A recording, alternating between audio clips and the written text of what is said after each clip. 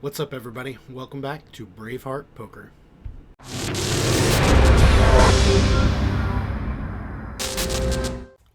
Alright, so here we are at Resorts World for a cash game vlog. I'm super excited about this one. I'm very, very impressed with the Resorts World Poker Room. The first person I talked to was Mike. He was amazing. He was pleasant. He was very helpful. I also interacted with Leon among many others, and Leon is doing a great job with that room. I'm so impressed. All the dealers were great. All the dealers had great customer service. I can't wait to play another session there, probably in the very beginning of July, and more on that in a little bit. Let's get into the first hand. Alright, so in this first hand, we've got Ace-Jack, and this is one of the first hands that we play, maybe our first hand that we play. And we've got a late position raised to 15. I make the call with Ace-Jack off. The small blind makes the call, and the big blind makes the fold. So we're going 3 ways to a flop.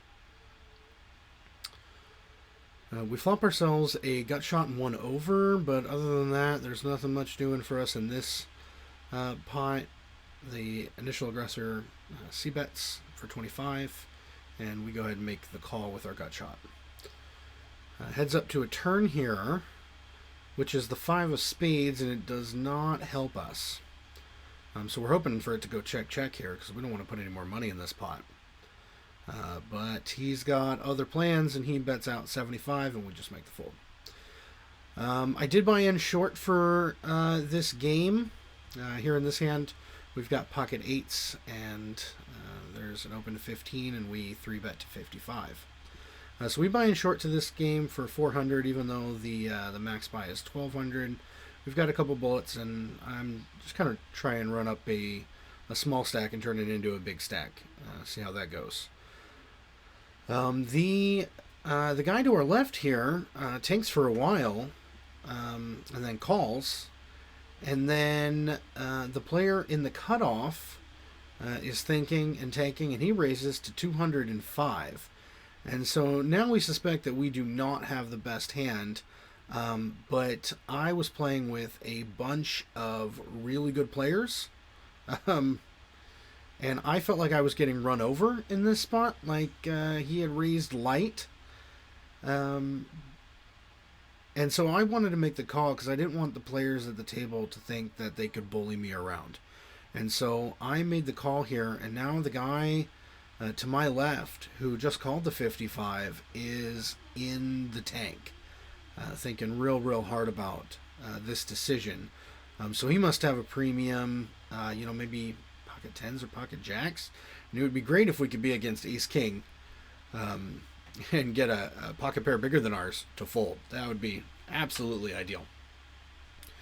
So we're praying for a fold from this guy. But we are still absolutely worried about the other guy, and I know that several of the players at my table are pros, and I know that a couple of them are amateur players, and I don't know about the rest, but all of them are good, solid players.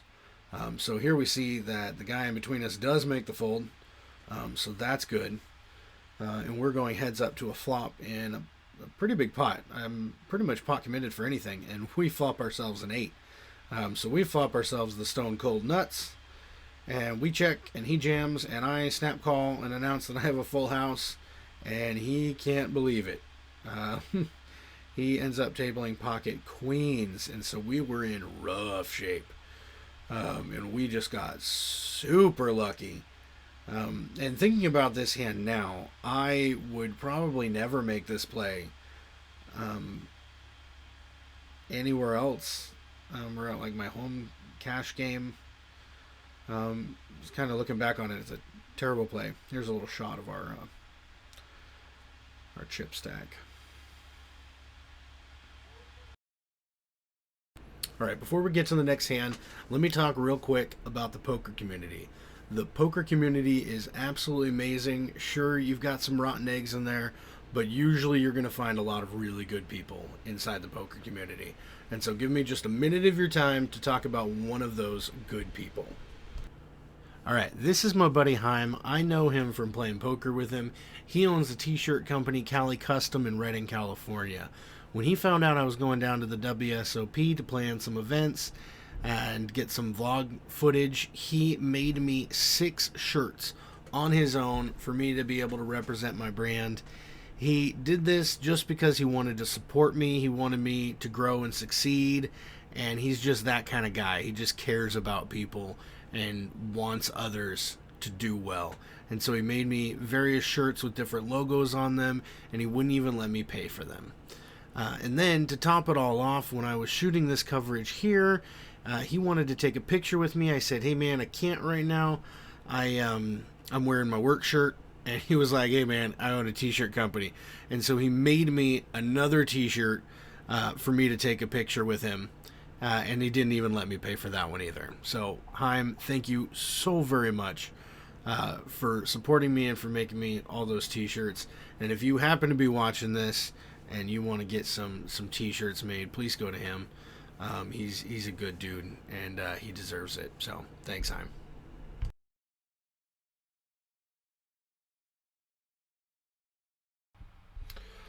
All right, so here in this one, we've got pocket sixes, and we raise to 15, and we get a 3-bet to 50 from the big blind, and we make the call.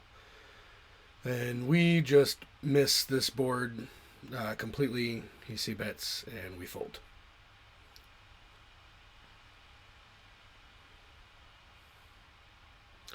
All right, on to the next hand. I've got pocket nines here, and we're in middle position, and we raise to 20, and we get one caller from later position, and everybody else folds. So we're going heads up to a flop. This player at the table is not the player who had the queens. This is a new player. That player has since left, and the board flops deuce, 6, deuce with 2 clubs. We fire out a c-bet of 35, and he folds. So we take down this one. I will say that there were a lot of hands that didn't make it, where we either won small pots or lost small pots, where we would lose 100 to 200 here and there. That just weren't substantial enough to make the vlog, and I haven't started putting in starting stacks yet, but I will do that moving forward. Here in this one, we are under the gun, and this is the very next hand after the pocket nines. And we look down at 10-jack suited, so we've got 2 cards to a royal here, so we raise under the gun to 15. We get a raise to 40 from the cutoff, and the cutoff is one of those very, very good players that I was talking about earlier. He is somebody that I am certainly mindful of, but we've got a good hand, so we can make a call here, especially for 40 bucks. Everyone else folds. It's heads up to a 10-high flop with 2 clubs, 10-3 deuce. We check it over to him. He is going to make a c-bet, and we've already decided that we're pretty much going to call whatever he c-bets here. And 65 is more than reasonable enough for us to make the call. The turn comes down the 7 of diamonds, which shouldn't change very much. We think that this guy is essentially repping. He's bluffing, or he's got an overpair. He asked me how much I have in my stack and if I have any black ones. I had some white ones in front of my black ones, so I showed him the 100 chips, and I apologized for having the white ones in front. You always got to have the bigger chips in front so opponents can see how much you've got. And so he bets 175, which seemed large to me, and so I'm thinking he's got something like queens here or air. And so when he bets the 175, I do go ahead and make the call because I'm still beating a lot of his hands, and I feel like he absolutely has the capacity to continue firing without a made hand. And then here on the 5 of clubs river, he jams after I check, and it just doesn't make sense to me. Did he do all of this with a club draw? Did he triple, or did he barrel twice with a club draw and then fire on the river. Would he do this with an overpair? Probably not.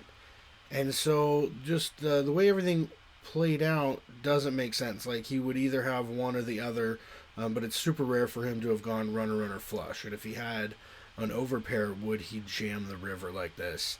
And so it just seems a little bit fishy to me, and I make the call, and he flips over what I think is jacks at first, but then I find out it is king queen for king high, and we double up in a hefty pot. And I just feel really, really good about making this call because I almost folded a couple times. I almost just tossed my cards into the muck.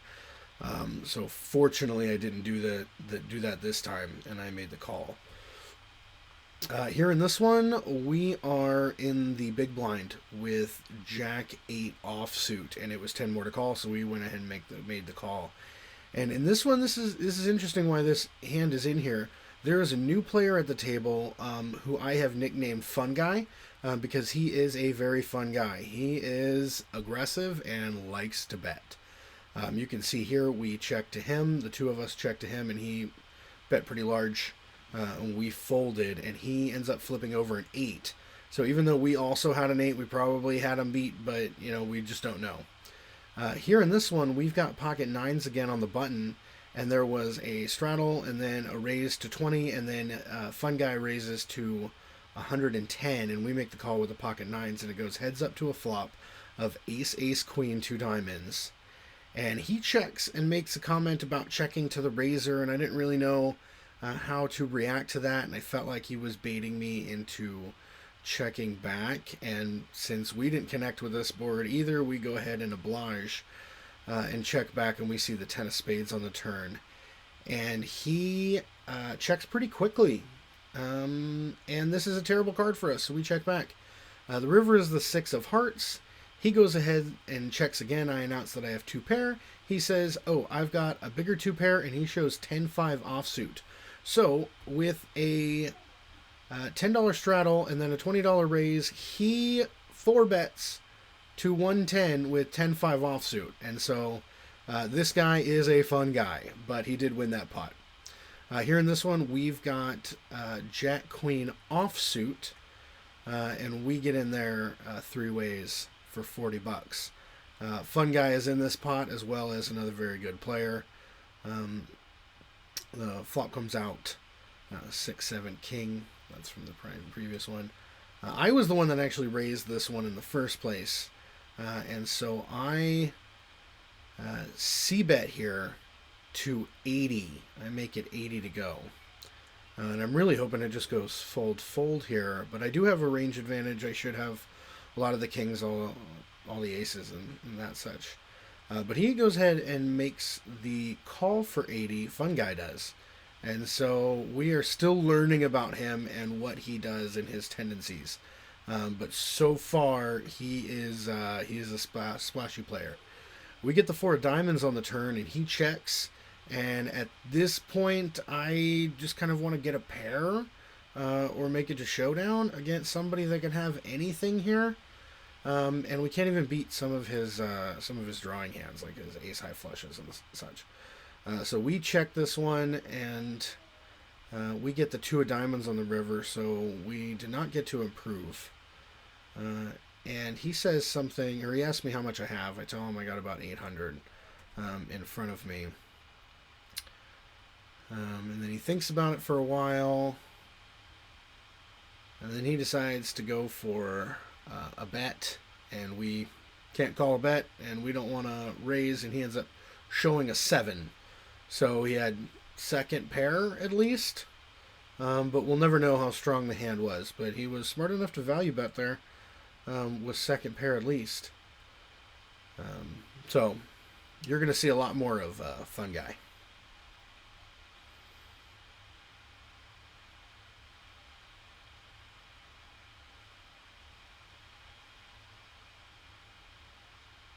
All right, so here in this next one, we have Jack Queen once again. This time it's suited.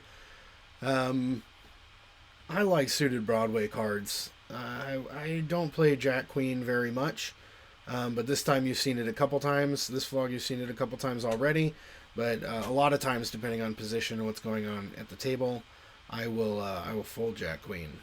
But in this case, we are heads up with Fun Guy, and the flop comes Ace Jack 6 2 spades. I was the pre-flop aggressor in this one. I c-bet to 165 because at this point I kind of know that Fun Guy is probably going to call if he has anything, any kind of draw, any kind of pair, or pretty much anything. He'll make the call because that's kind of what we've seen so far. But the turn is pretty bad. It's the 3 of spades. So now some of his flush draws get there, and then he does this thing where he bets out 200, even though it is certainly not his turn, and I only have about 200 left at this point. So I call the 200 because I thought that maybe the out of turn thing was suspicious, and then we get a terrible card in the river, but we only have $7 left. So I put the $7 in. He calls. I show Queen Jack. He shows a Jack with a worse kicker. And so we double up with Queen Jack through Fun Guy because we had a better kicker than him. So thank goodness for that. The next hand that's on the vlog is, well, do you know it? It is Queen Jack suited. So now we've got Queen Jack 3 times in this vlog. So apparently, yeah, that's how it's going to go. Suited broadways. In this one, we flop ourselves absolutely nothing. We've got some backdoors, but pretty much nothing else. There are 3 players in this hand, including Fun Guy. And he checks, and it checks all the way through. And on the turn, we get the 4 of diamonds. So now we improve to a draw. We now probably have diamond outs. And on this turn, Fun Guy decides to bet out 125. And since we now have some outs and we're playing against somebody who is aggressive, then, we can peel off. He gives action, we'll give action back. That's the way it goes. On the river, we do get a pair. We get a pair of jacks, and I think it's good. And he checks, and I tell him I hit a jack on the river. And he gets confused kind of for a second. He's like, how did you... oh, okay. And then he sees the flush draw, and he says, nice hand. And so we end up taking this one down. So that worked out for us very well. So far, Queen Jack suited is good for us.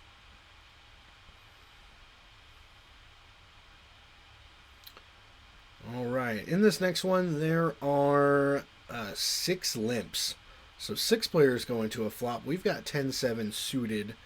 The very, very rare non-raised pot with multiple players. It does check to us, and we go ahead and bet 25, hoping that maybe we've got a little bit of an advantage here. But we do get a call from the player next to us, and she's a very good player too. On the turn, we get the 10 of spades, and we now have second pair and a flush draw, so it's time to ramp it up just a little bit. We bet 75, and we get pretty much snap called. So now we know that we probably don't have the best hand, and the river does not improve us. It gives us a king.